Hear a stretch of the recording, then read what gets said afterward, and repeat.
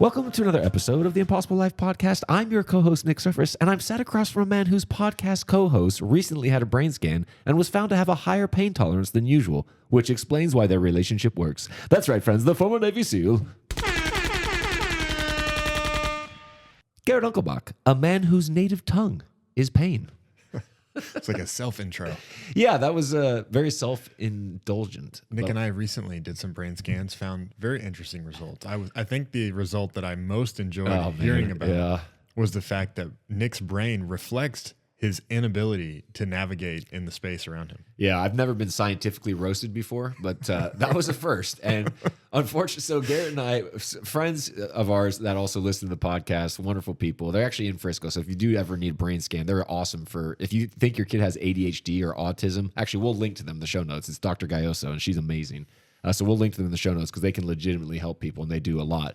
They offered us brain scans because they're just wonderful people. That was not I would say a thorough representation of what they do. So if you just like to learn about your brain or think you have brain things that could be improved, you should definitely go click on the link. Right, but they help kids out a lot. People who have behavioral disorders, they can go in there and be like, no, it's not what you... If you know what neurofeedback is, they do a brain scan to prepare you, and then we'll also give you neurofeedback. Like, you know, if you went back to Dr. Gayoso, she could help you not be so spatially unaware. Okay, that was not where this was supposed to be headed. I was talking about helping children here, man. The point was I got scientifically roasted, but it was like a little bit of sugar with that roasting because I also found out that I process pain slowly, which was actually pretty sweet. I was like, yeah, that's right. Then my brain scan had two interesting anomalies. One was essentially, or like here's the way I interpreted it. One was essentially my inability to be moved by other people's emotions. Yeah. Which I told Dr. Gayoso, said, yeah, that's my 100% immunity to peer pressure. Right. And then the other was my emotional regulation was super high. Yeah. I just said scientifically you're a jerk. That was my takeaway from the exact same. So it's kind of funny because we stepbrothered the brain scan results because I just happened to be at your house and she's like, when your call was scheduled, 5 minutes into the scan and Nick pops out. I pop out and I'm like, hey, I was like, from now on you'll call me Dragon. But yeah.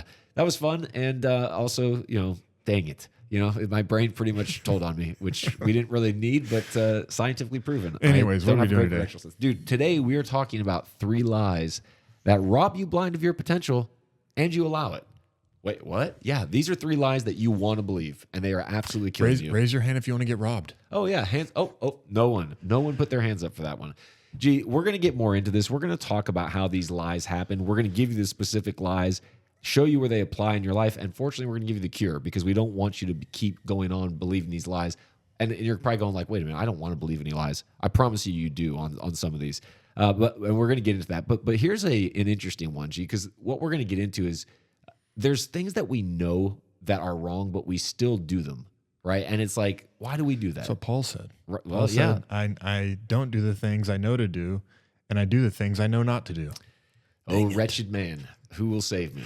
And then, you know, he rolls on, which is wonderful. Well, here's a great example that it still amazes me in 2025. And if you are addicted to smoking, just please stop it. And if you get offended by this, it's not the intent, but you know, just listen.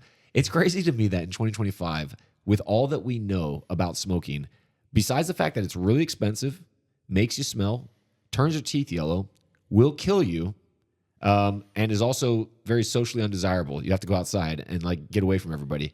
Other than that, it's wonderful. Unless all your friends are smokers. Right, which, you know, that's a good point. But the point being, it's amazing that with how well proven this is, smoking, take a guess, G. How many people in America die each year from cigarette smoking? He has not seen these stats, by the way. 100,000. Okay. You're on the very low end. It's 480,000 Americans every single year. My first thought, I was like, it's too high. Maybe years ago. Dude, you should trust. When was this from? This was, this was as of 2018. Okay. So this is according to the CDC, which is, this is as of 2022. It's the CDC, which, you know, they've got they're not without went down a fault. peg in credibility. Yeah, I was going to say they're not the most credible these days. But they say that cigarette smoking costs in the U.S. more than $600 billion in 2018. $240 billion of it was healthcare, and $372 billion was in lost productivity. Right? Like, think about that from all the cigarette breaks, right? And so they're saying that they estimate that 11.6% of U.S. adults currently smoke as of 2022, which is 28.8 million. 11% of Americans. Yeah, 11.6. Okay, that's higher than I would have guessed too. Right, but yeah, exactly. But it's still crazy. Okay, well, I immediately was like, wait a minute, that's Americans, and I've lived in Is Europe. that chain smokers or like you have one too many drinks and you'll rip one? No, okay, dude. Let's I don't. They actually asked the question how many people that smoke every day or some days. And it was 11%. 13.1. Wow. Female 10.1. Every day or some days was at the time of survey. Those were the ones that qualified you, right? Like basically that it was a regular thing, not just I smoked a bunch 3 months ago. Okay. Now let's go over to our friends over the pond in Europe. Gee, Definitely higher. yeah, 20, at least 20%. Okay, well, let's just go ahead and find out. So, in the EU, and this is their healthcare.ec.europa.eu, they're responsible for 700,000 deaths every year across the European Union. Around 50. And what's the population of EU? I don't know that. That I don't know off the top of my head. I'd have to look it up. But around 50% of smokers die prematurely and on average 14 years early. The crazy thing is like they just keep raising the prices of cigarettes over there. They did it when I lived there and they continue to. The number of smokers in the EU is still high with 26% of the overall population smoking and 29% of young Europeans, that's people between age 15 to 24, smoke. Which is 29%. Which is just think about that, man. That is absolutely It's wild. much more cultural over there. Yeah, exactly. But like nobody over there is going, "Oh, this is great for me." They have restaurants that you can smoke in and Right. things like that. So if you're sat out there and you've never been tempted to smoke, you're probably going like, "Oh, this is absolute madness. This is so stupid." Well, stick around because I promise you Did this data include vaping or is it just cigarettes? look, man, it. I could read a little bit further. That's okay. on We it. can move on. I'm just trying to quantify all the data here. Yeah, I mean, well, now you got me curious about it, but I'll tell you what, why don't you just take the podcast from here on out and I'll go write a paper. But the point being, it's easy for us to sit there and look at something that, especially if you haven't been tempted, it's easy to look at smoking and go like, oh, that's so ridiculous. Where it's not so easy is like, well, let's think about that favorite sugary snack that you absolutely love that's chock full of bad stuff for you. Much more than 11% of America is addicted to sugar. What exactly right. Well, hang on. No, I just like to have a little sweet thing here and there, and it's not that bad. Good. Stick around. That's exactly what we're going to get into. I don't have a problem. I just like it. Yeah, exactly. I run it off on the treadmill. I could quit smoking if I wanted to. I could quit just sugar don't. if I wanted to. Yeah, I just don't need to because I don't really have a problem. Or like drinking, for example. Like one of the things that I'm finding is as you get older, more and more of your friends start going like, man, I think I'm just going to stop drinking because I just can't shake the way it makes me feel. It's like, yeah, you were just better at shaking it when you were younger. It was no better for you back then. You know what I mean? But this is what we it takes us a long time to discover. Okay, so let's talk about how this starts because like we said, people are allowing things to rob them blind. You would never let some stranger come into your house who promised not to rob you or maybe just take a little bit, but we do this all the time in our lives. And how it starts is really it just starts with pain avoidance. Just like you mentioned alcohol. Alcohol for Right. many people is pain avoidance. Oh, big time. Yeah, well, alcohol, weed. I mean, there's Instagram, there's porn, there's sugar and foods, there's all sorts of things. A lot of smoking is in stressful jobs, Big right? time. So people, Yeah. it's like, stress is a form of pain. Cigarettes is pain avoidance or pain distraction, whatever you want to call it. Yeah, that's exactly what it is. So something will happen in your life, right? And you don't want to have to deal with it. This could be anything from something small like I got a bill I don't like, I got a negative performance report, somebody said something to me that hurt my feelings. And so immediately you're going to avoid the pain with whatever placating way that you do. And what happens is after time, you start to that leads to a lack of awareness, right? Now what's happening, I say this to people all the time. Pain avoidance is kind of like closing your eyes. Right. Yeah, that's exactly right. I just want it to go away. right. And so Doesn't make the thing actually go away, but if you close your eyes, you can pretend. right. And so what ends up happening, I mean, that's a great way. If your eyes are closed, pretty soon you start developing this lack of awareness because you're not looking, you're not seeing, and you lack the triggers. One of the things that when I talk to people all the time, they're like, man, if they have a problem with anger or if they have That's like people who, you start gaining weight and you're uncomfortable about it and you stop getting on the scale. right. That's yeah, exactly. Because if you don't Right. get on the scale, Seeing my weight makes me uncomfortable. right. Right. So I'm going to stop getting on the scale. And now you have a lack of awareness of what you actually weigh. That's exactly right. Because now it's like, well, I just, you can eat whatever you want because you see yourself every day. You don't notice how much bigger you're getting, right? That's a great example. So what happens is, Like, we'll just stick with that analogy, G. You stopped stepping on the scale. You're continuing to eat what you want because, hey, it's, you eat pretty healthy and I eat pretty clean. And so you end up believing the lie that you eat pretty healthy and clean. And then what you don't realize is one day you get prescribed. Or at least the lie, maybe you're not, because it would be foolish to think that you're in a place where like I know I'm overweight and I stopped getting on the scale and then to think that you're healthy. That Right. would be a foolish. And we have, a level of detection against delusion. Right, But the more you close your eyes, that level of detection against delusion slowly goes down. right, And the lie that I think that person would believe, just while we're sticking with this analogy, the lie with that person would believe is it's not as bad as I think it is. right. Oh, yeah, 100%. And that's what I was going to say, until one day you go to the doctor and he's like, hey, by the way, you've got type 2 diabetes. And if you don't get on this medicine or get on this massive diet plan, you're either going to have to take insulin your whole life or you're going to die. So what'll it be? And by that point, it's like you've already robbed yourself of your health, because at the very least now you've put your body under an incredible amount of stress. So that's the analogy that's easy to see, because we can explain that one and there's physical facts. Well, it all starts with a little bit of pain avoidance. Yep. Yeah, it's a minor detour of like, and so think about the things This that you makes me avoid. uncomfortable, so I'm going to stop doing that. What makes you uncomfortable in your life? At different stages, it's many different things. I know the demographics of the people that listen to our podcast are largely 30 and above. So at our age, it starts to be financial pain. It's pain in your marriage. It's pain in your family with your kids. Like, oh man, here go the kids again. Yeah, man, my wife why is she in a bad mood? Oh, we never have money. Oh, this guy at my job, he doesn't see, I'm worth way more than this. Like all these types of things that like over and over again, it's frustrations, the things not going your way. These are the pains that you either have to stop and figure out, okay, what's the source of it? Or what we often do, just because it's like we're in a hurry or whatever pressure is on, like you said, well, I'll just avoid it. I'll close my eyes to it. And like, I just want it to go away, because once it's away, I can distract myself with sports. I can distract myself with insert whatever cool thing is that you like, and it's gone away. No, it's not. And this is how you start to begin to allow things into your life that rob you blind. Now, what we could really use is like if we had buds instructors for life, that would somebody that could go around. Yeah, be helpful. if you had a high ratio of very strong-minded, strong-willed people that followed you around and yelled hard truths at you, you'd probably improve. Hey man, there might be a market open for you. G, imagine you could just be people's personal buds instructor. Yeah, for sure. Because I think about what you had in I buds. think that's who Goggins was for Eatzler. Oh yeah, know? I can't even imagine, man. But like I think about it. So in buds, you guys like your twisted strap story, I think is such a great example. And I don't want you to tell it again. But what blew me away? So Garrett, you got how many times did you have to do pool comp? 8 times. Yeah, 8 times he did pool comp and he failed.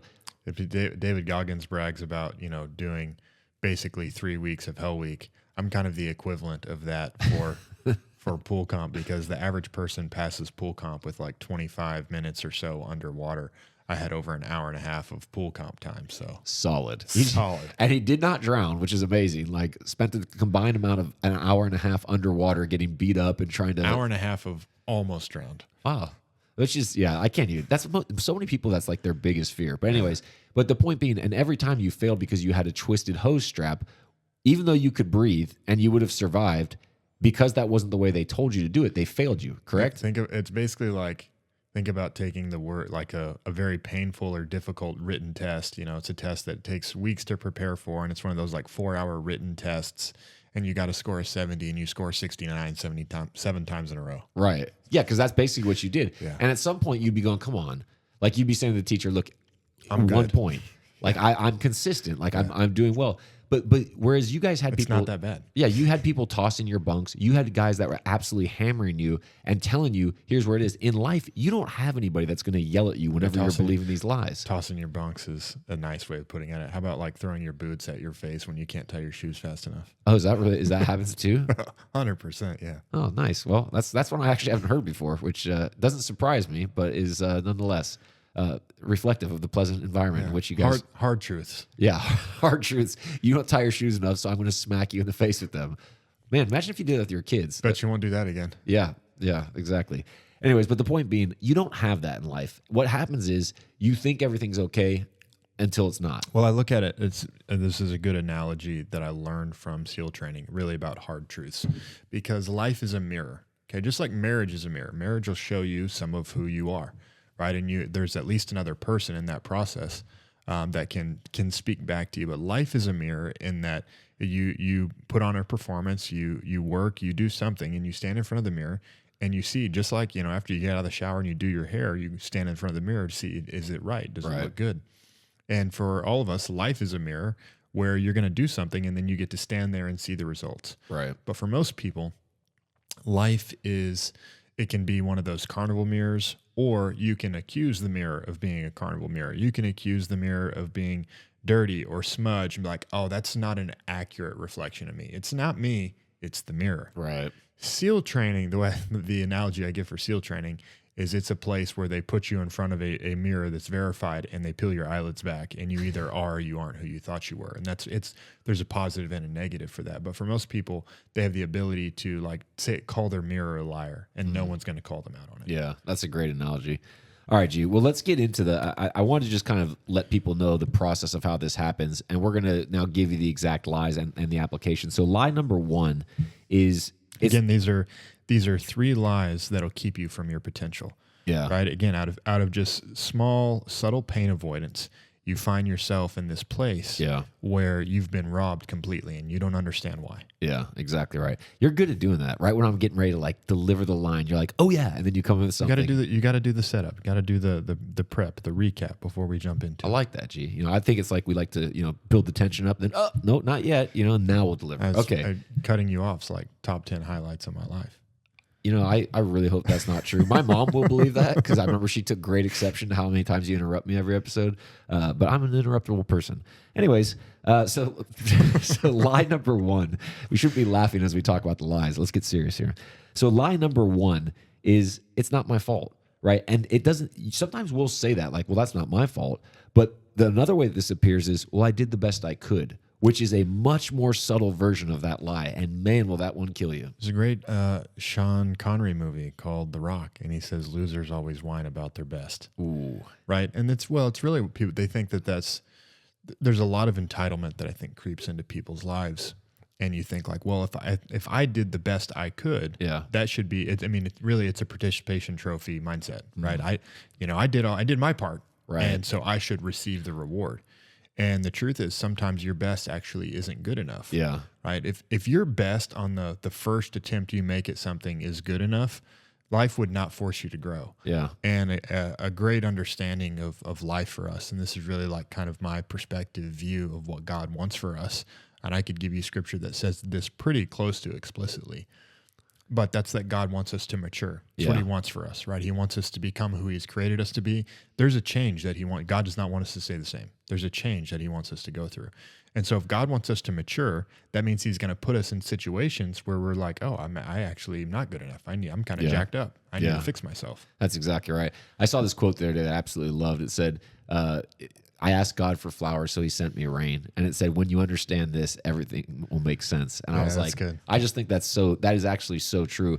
But what this looks like, so, because you're like, okay, well, I get that. I did the best I could. Give us an example. I think there's so many examples we could give. These are things in your life that are not working. And it's not just like, oh, it didn't work once. There's been a pattern of not working. If you're short in your finances all the time and you're kind of constantly struggling to get by, and people are helping you out, and things are happening here, and we got by that month, and then we got by that month, but you're just in that situation. But Nick, I'm doing the best I can. Well, tell that to the people that are dependent on you. Yeah, that's the honest answer that I would have as a man. If I'm speaking to men, I'd be like, it doesn't matter if you're doing the best you can. Sometimes your best is not good enough, so you're missing something, and that's the whole point. Yeah, the thought process, or we'll keep talking on this one, but with each of these lies, there's a cure. Right. I want to give you, and really the lie is a thought process, and the cure is a thought process. And the cure for it's not my fault, right? The other side of this, the way of thinking that we want you to adopt, right? And you may hear some of these 3 lies that we talk about today, and you may identify with some of them, you may not. Right. What I want everyone who listens to this podcast to identify is all 3 of the cures. Yeah. You can identify with all 3 of these cures. It's a pretty sure way to make sure that you're not identifying with the lies. You may or may not identify with them, but that doesn't mean that you're not subject to them. Right. You may think like, hey, that's not me, but it actually is, and you can't see it. Yeah. And so we're going to talk about the lies. We'll also talk about the cures. And these cures are 3 ways of thinking that you should adopt. Yeah. Right. And so the cure for this way of thinking of it's not my fault, the cure is principles don't lie. Right. And we talk about principles on this podcast a ton. I think it's one of Nick and I's favorite things to talk about, whether we're preparing for the podcast or not. We'll just see something like, oh, that's a principles issue, right? Mm-hmm. What are principles, right? If you're new to the podcast, thank you for joining us, for being here. If you are new to the podcast, if you keep listening to the show, you'll learn a lot more about principles. Go back and listen to some of the episodes where we talked about it. But here's what principles are. Principles govern outcomes. Right?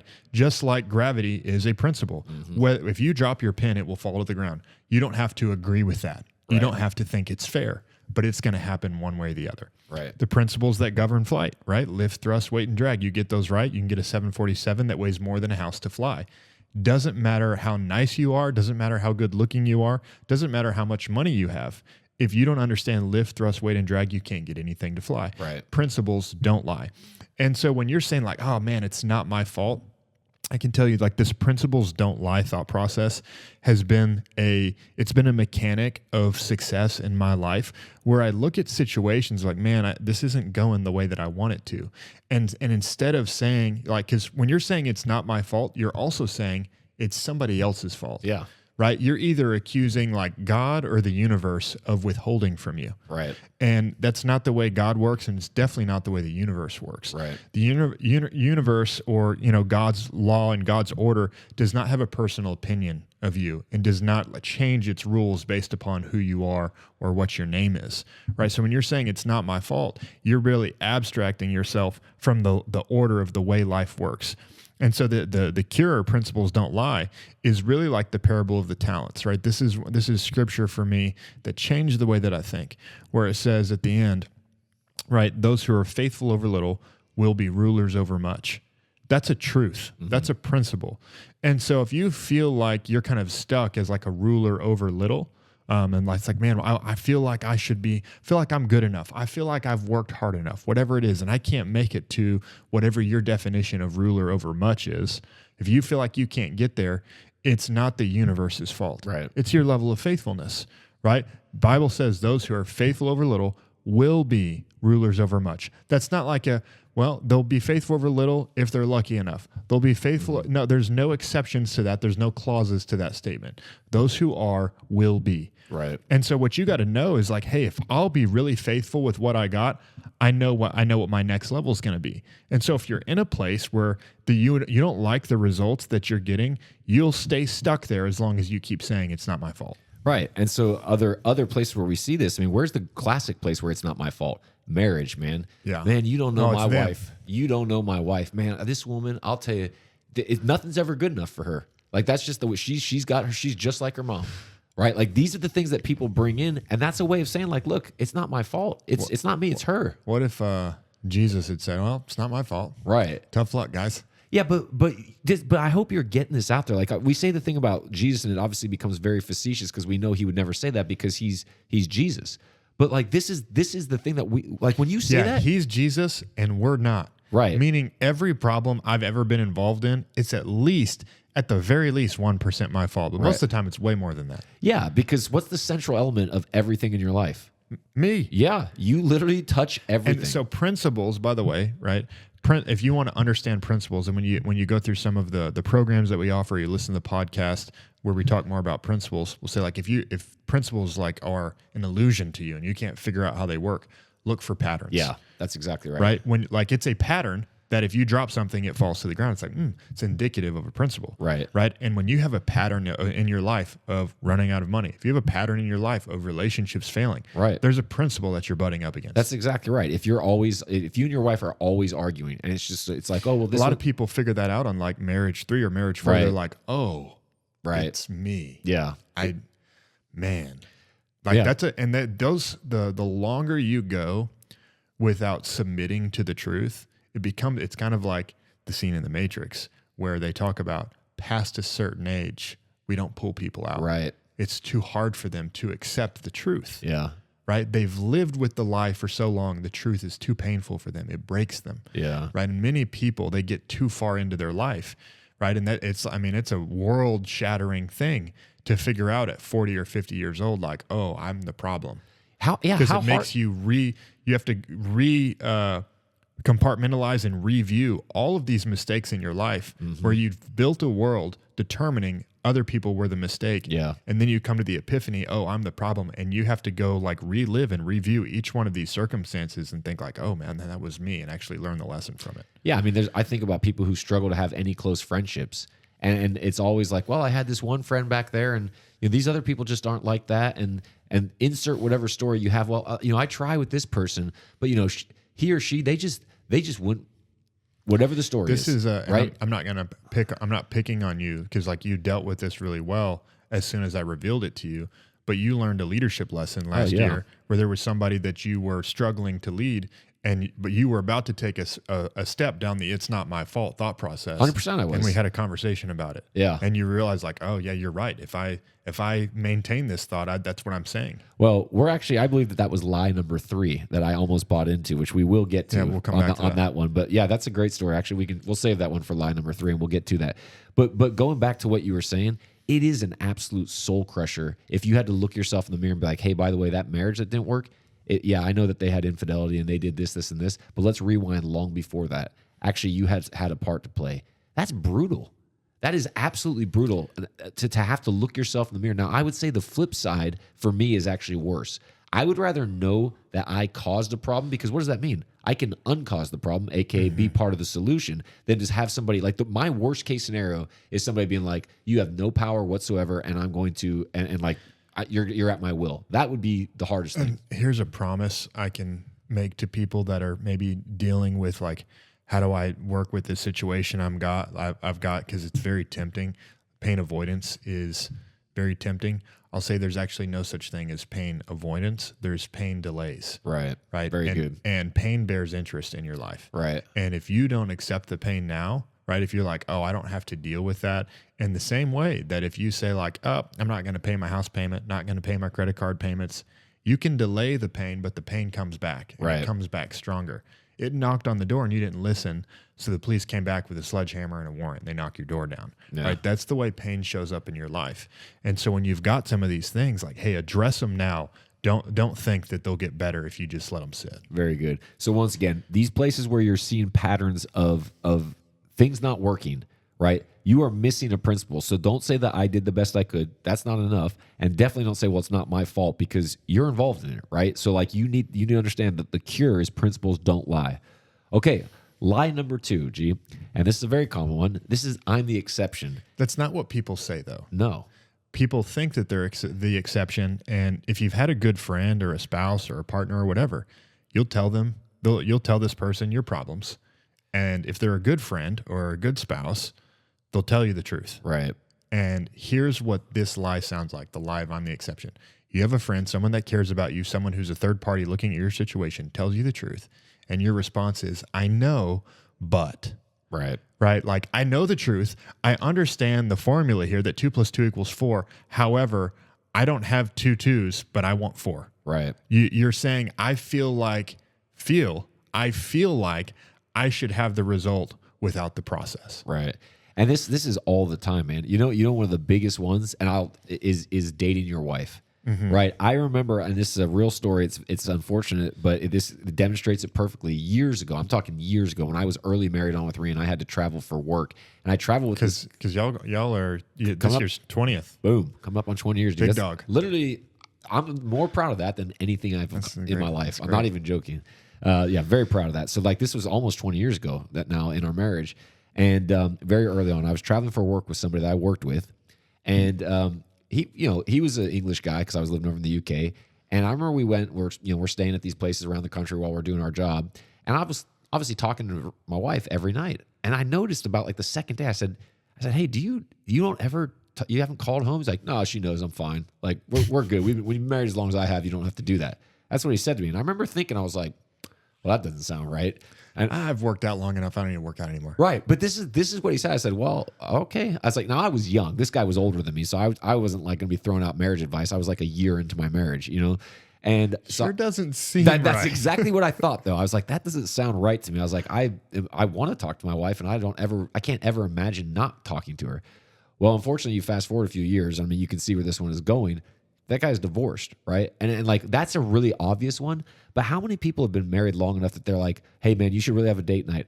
I know, but you know what? We connect for like 15 minutes. I each night. know, but we can't get a babysitter. Right. I know, but I'm busy. I know, but whatever We can't afford the babysitter right now. yeah, man. whatever your excuse is. Yeah. You think that because you have a good exception, Right. that you should be allowed to continue forward. Right. And still have the great marriage Yeah. and everything like that. And then you can't figure out later on whenever things are having problems. And again, that comes back to, right, and I'm not talking about the cure, but talking about some of the things that you've got to deploy in your life that we talk about on this podcast all the time as priorities. Right. Right. I had a mentor in my life, like right after we got married, Lindsay and I went out to dinner with them, and he told me, he's like, here's our rule. Just do this. Go on a date with your wife every week. Quarterly, go on an overnight. Annually, take a trip together. And he was saying this to me when I was right out of the military, which is when I was not making any money. Right. Right. And we just said, okay, we're going to do that. And we've never stopped doing it. I did it when we didn't make any money. Right. And we still do it now Yeah. when things are a lot better. Yeah. Your overnight was like camping in the woods next to your house, but nonetheless, Yeah, it counts. Well, we were never at that level, but we were like one step above that to start. All right, hit it up, Holiday Inn. Here we go. Anyways, but so yeah, so for the date night, there's that. But then think about the other places. I mean, this is for Christian men. What about reading your Bible or going to church? I know, but Yeah, we got a great preacher. I listen to messages on it doesn't YouTube. make sense to me. Yeah, I don't really like reading. You yeah, know, I'm not a reader, so I mean, it's like it's hard for me. well, honestly, is laugh. I'm not a reader. Yeah, but that's But people will say that. It's like it sounds as stupid as like I'm not like a workout guy. Right. But that's another one. People will say that. I'm not really like I've never really been into physical exercise. If my dad was here, what's the one my dad would say? He loves to hit on. I'm blanking. Dude. I'm not a morning person. Oh well, geez, yeah. I mean, that's for guys that say that their win is they got to Mighty Men. He's always like, "That's not a win, guys. That's the bare minimum." Like, anyways, yeah. Shout out to Pops. But think about like when we're saying these things, like what? Because nobody thinks that they're saying like what you said, like I should still have it. Like God makes it very clear how we're to relate to Him. Mm-hmm. He doesn't say like, "Hey, you relate to me however you feel comfortable with." He's given us His word. He said, "Do not neglect the gathering of believers." But I watch online. Okay, like that. If you absolutely have nothing else, and I can't think of many. Like if you're sick, sure, watch online. But if it's just like, well, I don't like any of the churches around me, I would challenge you to say you need to find a way to like some of the churches around you because you need to be with people physically and present. Like we're instructed to do these things, and that's one where we start going like, well, I know, but right, but what? Like if you know, you got to go do it. Gee, what's the cure for this? Please help us. So the lie is I'm the exception. Hey, I know all that stuff. I know I should read my Bible. I know I should date my wife. I know I should whatever I should know is work true. out, yeah. But I don't want to. I don't have to. I don't need to because of insert stupid answer. Right. Right. The cure for that is I'm the standard. Right. And this is the opposite of thinking that you're an exception. When I was young, I didn't get it. I didn't get it when I was young. I would get so mad. And when I look back, I see God's hand on my life. I remember in first grade getting in trouble for something that all of my friends did. And I'd tell my parents, I'm like, why am I the only one that gets in trouble for this? Everyone else is doing this. I'm the only one that got in trouble. And I want to believe, that my teachers didn't just dislike me, that maybe they saw something else in me and said, you know what, those ding dongs can do that, but I'm not going to let you do that. And this is the same way. What you've got to look like, the way you've got to see yourself, and the way you've got to look at your life is, I'm not going to get away with anything. Right. I have to be the standard in every single area of my life. Right. And because, man, I've had those moments, and thank God I've been spared in many of them. But I've had those moments in my life where the one time you don't do the thing that you should do, Murphy's Law shows up at your door. Right. Right? What can go wrong will go wrong, and it'll go wrong at the time that you least wanted it to happen, when you're the least prepared for it. And so that's not like, I see myself as lucky and having lots of favor on my life, but I don't hope for that. Right. Right. I want the luck to stand on top of me and principles. Yeah. Right. I want like the great things that exceeded principles to show up in my life. I'm not hoping for luck to spare me from principles. And so the way I look at my life is like, hey, I'm the standard. I have to do everything right. right? You know what? My marriage probably could sustain me skipping some date nights, but I treat it as though it can. Right. Now, I would normally never encourage people of this strictly because I know how much Garrett likes this. But Garrett has a saying that he used to like to say to me that he lives rent free in my head. And I said, absolutely, you do not. I think that's a reflection of me living rent free in your head. I think you say that I've said that, but I don't really say that. Dude, I have video of you saying that on the way down to our first 100 miler. It's on Instagram. Okay. Yeah, there you go. Boom, roasted. Man, that felt good. Anyways, but what I would imagine, because I think this will actually be helpful for people, and I really mean this. I'm saying it because Garrett and I obviously have a lot of fun together. But next time that you go to like offer some reason why you're not going to do something, I want you to think, if you had Garrett sat there and you said, "Hey, G, I know I should go to church, but what do you shut up and go to church?" Right? That would be what my dad said. that would be the response. But some people need that because there's Dad, I don't want to go to church. Get in the car. Right. Yeah, that's exactly what I say to my kids. I go, you might as well not even waste your breath. It's not even a discussion. And they said, and like my oldest said it to me for years, and I was like, are we going to do this again? Because you know exactly how it's going to end. You're just wasting all of our time. But like, imagine if you had. I'm saying they should imagine you because I think that you hold that like unmoving Navy SEAL, unyielding standard bearer for a lot of people. They see you that way, and quite rightly so. As a man who's close to you, I can say that you are everything you say you are.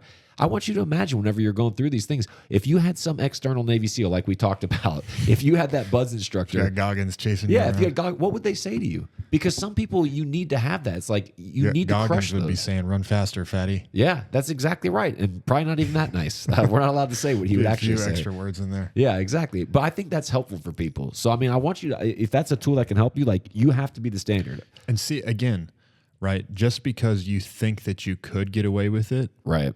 don't believe that. That's Right. the lie. Yeah, The that's lie exactly right. is that I can get away with it. And I know some dudes, I'm thinking of some people I'm close with, and it hurts me to think about it. And I want them to learn this lesson. I'm thinking about some people I know, they're really, really tough. They're strong dudes. Like you can knock them down and they're going to get up. And they use that as a substitute for their lack of submission to the law, their lack of submission to truth. They say, I know there's going to be a penalty for this. I'll just take the beating. But I'll tell you, your estimation of the beating is never what you think it will be. Right. Now, it's always, when you break the principles, it's always way more costly than you think it'll be. Yeah, so good. All right, so lie number 2 was I'm the exception, and lie number 3, the very last one, is it's not a big deal. Man, I think this one gets a lot of people. Well, it almost got me. I was going back to that what you talked about. I mean, in the case of what you talked about, there was some offense that was taken by somebody towards me, and I was unaware of it. When I found out about it, I was annoyed by it, in all honesty, and I didn't think I was at any fault. I was like, I didn't do anything wrong here. This is complete misunderstanding. I don't even know how it's happened. This is stupid, whatever. That was literally like my attitude. And Garrett very forcefully and without any sugar in the delivery of the medicine. I prompted you. I said, I need to tell you something. I need to tell you the truth. Yeah, I don't think there was that much of an intro. I just remember you got like very firm and it was like forceful, I'm grateful for. And you told me, you said you don't understand because you explained it to me. He's like, you have to go. This person. I told you it would be a limitation on your leadership. Right. Anything. You shouldn't want any of the exceptions. You shouldn't want any of the I want to get away with it in my life, because you're pre-deciding that it's like quitting on something. Right. When you quit on something, you're saying anything that's this hard, I'll quit on. Right. And I was trying to tell you, like, man, if you allow this, it's a limitation on your leadership That's capacity. exactly what you said. You said, because that means that you can only lead people if they're a certain way. And once you said that, I was like, well, shoot. Dang it. I guess I'm going to have to go do this. But like, I was honestly willing to leave it because I was just like, it's not that big a deal. Yeah. I don't have to do life with this person. The thing is not about the thing. Right. And so places where we see this all the time is in your priorities, right? Like people will prioritize, like, oh, I prioritize my marriage and my kids the highest. Really? You're gone all the time, right? You're traveling for work. You're taking every opportunity you can get to move up the ladder of whatever you're doing in your job or your business that you own. And you're living your life out of line with your priorities because, hey, it's just for right now. It's not that big a deal, man. This is just, look, I've got to take this opportunity because, you don't understand. This is huge. Okay. I've heard you say many times you would bankrupt your business before you bankrupt your marriage, which I think is such a perfect analogy for this. I don't want to do either. Right. But I know which one I would rather do. Right. This is one of those little thought processes that you think is fine. Funny story of Lindsay and I. She would laugh about it now. She didn't think it was very funny then. When we first got married, she had this thought process where she would, similar to it's not a big deal. She would say, it'll be fine. Right. Right? Like she'd be trying to walk out the door with like 6 cups in her hand. I'm like, babe, you're going to drop one of those. It'll be fine. Well, it wasn't fine. Right. We had a lot of these, like, it'll be fine. Do I care if you spill water on the floor? Absolutely not. But I was trying to make her aware of a thought process that, like, hey, this is dangerous. You might, it'll be fine, something that actually has severe consequences. Right. Right. And so what's the pain of, carrying 6 cups out the door? What's the pain there? Taking 2 trips. Right. Right. And that doesn't seem like a big deal. Right. But that's where, like, some of the lessons of the SEAL teams, really, like, changed the way that I look at my life and changed the way that I looked at situations. Hey, if you'll make that kind of decision there, you'll make the same kind of decision on something that's way more consequential, because you fooled yourself into thinking you can get away with it. Right. Yeah, you're willing to make small compromise because you don't realize where they're headed to. I mean, people do, where I see men do this the most, and I've said on this podcast so many times, men that aren't intentional about brotherhood. They're okay with not having real friends. And I mean, I don't mean drinking buddies and guys that you like the same stuff as. I mean people who know what's going on in your life, who know where all the bodies are buried, is where, how people would put it. I don't like buddies. I don't like being called buddy, and I don't have really any buddies in my life. Buddies are just like the, hey, we do stuff together. Right. People. Brothers are the people that are about the same things that you're about. They're for you as a person, and they'll get in your way if you're going to do something dumb. They'll get in your way if you're going to do something dumb, and they'll also help you out whenever you need it. Yeah. And that's where it's like, oh, it's not that big a deal. Like I got this guy and that guy, until something happens, and it's like, oh, you actually need a man. You got nobody to call on, or But buddies, are too busy and don't have time and don't have money to help you when you're in a tough spot. Yeah, and they're also unaware, because a buddy's not actually doesn't care about you. He just cares about doing the same stuff. Then you guys enjoy it together. It's like, oh, you make it a little bit better because we like the same stuff. Great. Or job performance is another one that I think of, where people are happy to just kind of mail it in on a day. I'm telling you, man, like the Today Matters thought process and waking up, like I've had some quiet, it's been a little bit quieter at the beginning of the year for me in one of my businesses, which means I haven't been like maxed out like I normally am. And I will wake up and I'll look at my calendar and I'll be like, I could totally just watch soccer today, which I'll be honest, that sounds wonderful to me. And you know what, I sit there. So that many soccer matches to watch? It's a world sport, man. I guess so, you could watch it all the time. But I just go like, no, man. And so what I've been doing is I've been applying myself to doing all the things that I know I need to do, all the little things that sometimes are easy to push off, and then some of the bigger business gathering things, because it's like, no, today matters. Like I can prepare for what I've got coming. I can, it's like I go into every single thought process, because what I don't want to do, I don't want to start getting into the habit that whenever there's spare time, I go like, oh, now it's time for me to just do whatever I feel like. Yeah. Because you know what happens to that? I think it was the proverb of the day: little folding of the hands to rest, a little bit of slumber. Next thing you know, your wine press is overgrown with Sleeping thorns on and the nettles. street. That's exactly it. But that's what it is. It says, what does it say? Poverty will pounce on you like an armed bandit. Yeah. And this is in Proverbs, but like people do then that all the time. Benjamin Franklin said in his own Proverbs, early to bed and early to rise makes a man healthy, wealthy, and wise. Yeah, but how often are we willing to just, like, if you have a job, to just mail it in? It's Friday, or I don't really feel like it today, or whatever it is. It's not that big a deal. Look, it's just one day. Look, that thought process turns into government employees, which we have right now, where they can't respond to an email to say what they do. Right? Like that's the example of, for the ones that are actually people. right. Okay, well, that's a whole nother thing. But I'm just saying that lack of urgency, it is a disease, man. That complacency will kill you. And it all starts with, it's not a big deal. Yeah, So what's the yeah. solution, G? The cure for it's not a big deal is, instead of saying, because it's not a big deal, is really just this thought process where, like, I can do something in a poor way and still somehow pull out a win. Right. Right. It's like, I mean, it sounds stupid. If you played it, if you were in sports and you took sports, really to the high school level or beyond, that there's fundamentals that you have to follow. Right. You can't, like, with your basketball jump shot, say like, I'll do my own form. It's not that big of a deal. You can, if you have a great golf swing, you know what it takes to build one, and you didn't say, it's not a big deal. I'll just grip the club however I want. Right. There's a certain way to do things. And so the cure for this, instead of saying it's not a big deal, where you're ignoring doing things the right way, the cure is excellence always wins. Right. And so, like, even in the stuff that you think, man, this is like maybe this is like a silly thing, right? Like, taking all the stuff out to your car. Why do I need to have excellence about that? Because excellence always wins. Right. And even in the little things, I'm training myself. And if I'll be excellent about the way I put my clothes away, if I'll be excellent about the way that I take care of my car, I'll be excellent in the things that really pay off. Yeah, so good.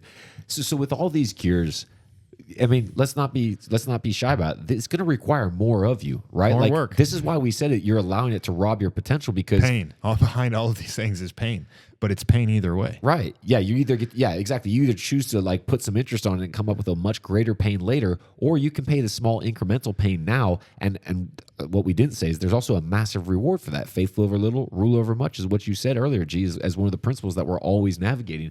So it's like if you can learn to be faithful in all these things, like there's so many lessons in each one of these. I think about I did the best I could.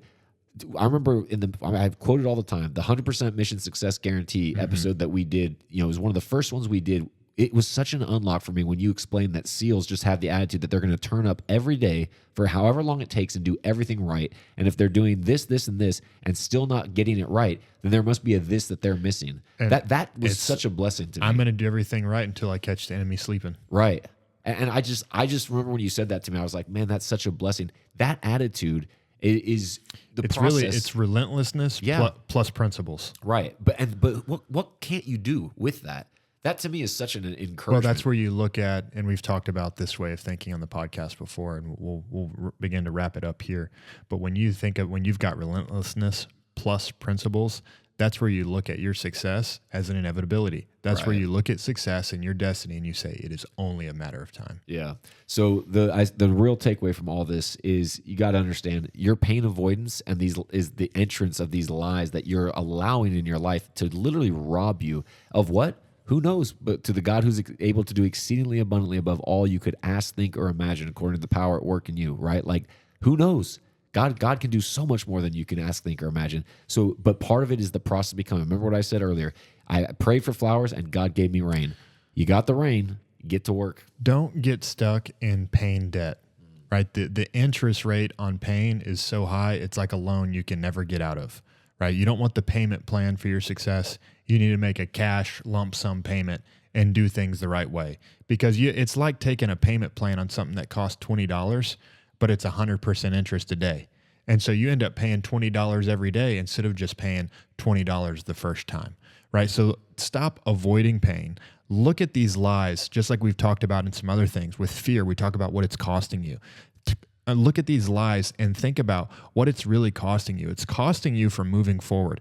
So the next time you're tempted to believe one of these little lies and just say to yourself, it's not a big deal. Think to yourself that you're the exception. Look at a situation and say, hey, it's not my fault. Stop avoiding pain. Take a look in the mirror and decide today's the day that I'm going to move forward.